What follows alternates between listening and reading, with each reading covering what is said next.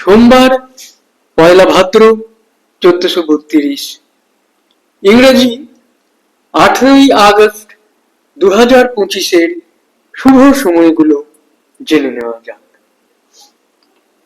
ভোর 5:20 থেকে 6:50, সকাল 10:27 থেকে 12:55, বিকাল 4:30 থেকে 5:10, সন্ধ্যা 6:50 থেকে 9টা, রাত্রি 11:45 থেকে 2:15।